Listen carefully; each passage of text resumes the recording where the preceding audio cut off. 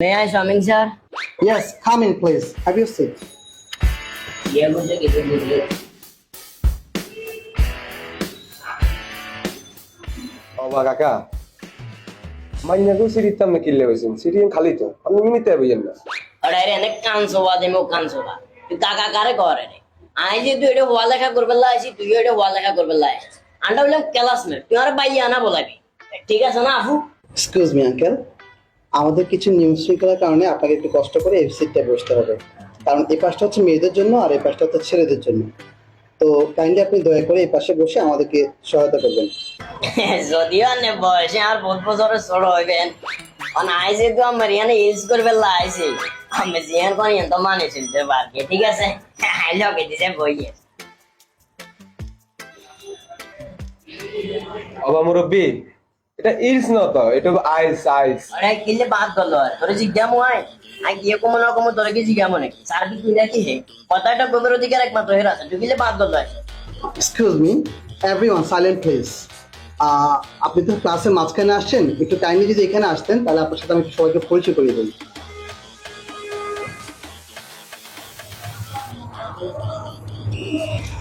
কষ্ট করে একটু সবার সামনে আপনার পরিচয়টা একটু দিয়ে দিন।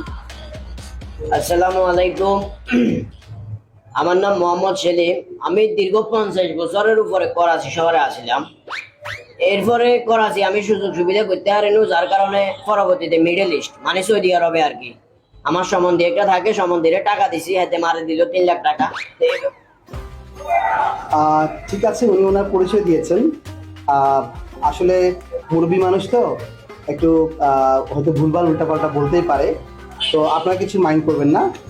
মুরব্বী বেগ কিন্তু বুঝলাম কিন্তু আপনি এই বয়সে আইজ করবে কিল্লা আছে ইয়েস এক্স্যাক্টলি রাইট অভিনবকে প্রশ্ন আপনি আমারে করছেন আই কিনলে এই বয়সে ইউজ করি আই খেয়াল করছি আই যখন আপনাকে খেলা সেটাতে ঢুকছি আফুরা আপনারা একটা 80 টাকা করেন আর বয়স হয়ে গেছে এইটা করি মূলত শিক্ষার কোনো মেরুদণ্ড এক্সাম আসিয়ে শিক্ষার কোনো বয়স নাই যে কোনো মানুষ শিখতে পারে এখন আমি মূলত ইউজ করে আই ইউজ দাম হয়েছে কে বসে দিচ্ছেন ওকে আঙ্কেল, ধন্যবাদ। আপনি এখন সিটে যেয়ে বসতে পারেন, আমরা একটু ক্লাসে কন্টিনিউ করি। ওকে, ঠিক আছে থ্যাংক ইউ।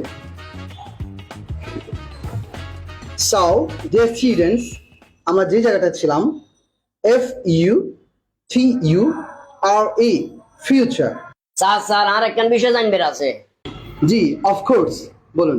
আপনি কইছেন যে FUTURE ফিউচার কিন্তু আর কত হইলো এখানে ফিউচার কেমনে হবে এখানে তো FUTURE ফুটুরিয়ান হবে দেখুন, ফিউচার কেন হবে, ফুটুরি কেন হবে না, কারণ হচ্ছে এখানে সাউন্ডের ব্যাপার, যেটা সাধারণত আমাদের অনেক স্টুডেন্টরা জানে না।